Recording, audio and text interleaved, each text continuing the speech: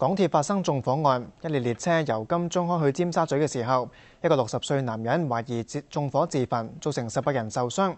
佢同2個女乘客危殆，另外3人情況嚴重，傷者中有台灣人。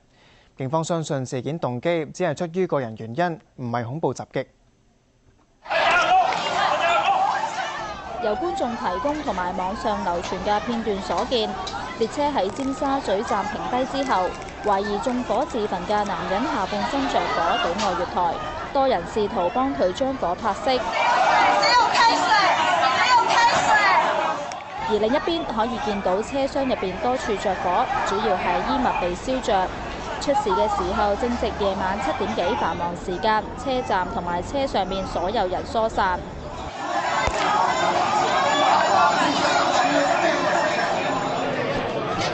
喂，我哋車間部分傷者喺月台接受初步治理，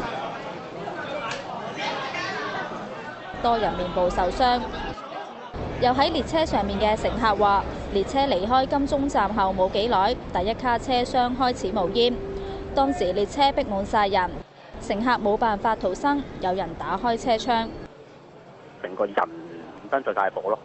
我好清楚唔係車廂任何一笪地方着火，係嗰個人着火咯。打開門佢跑出嚟嘅時候，其實我諗佢個神情係呆滯㗎。咁我覺得佢應該已經係冇乜意識㗎啦。其實嗰幾秒佢已經係瞓低咗喺度。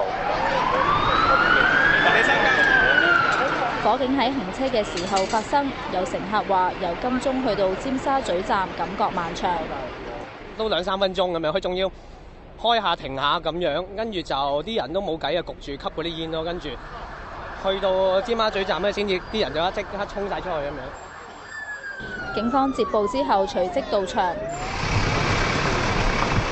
包括啱啱喺附近巡邏嘅反恐特勤隊。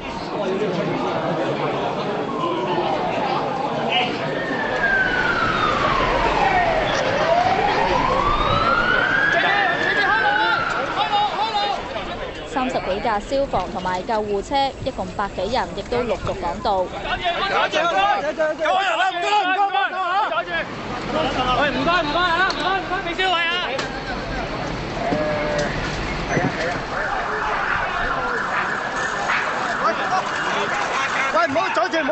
事發之後，港鐵封閉尖沙咀站各個出入口，大批警員、消防同埋港鐵職員到場調查起火原因同埋搜證。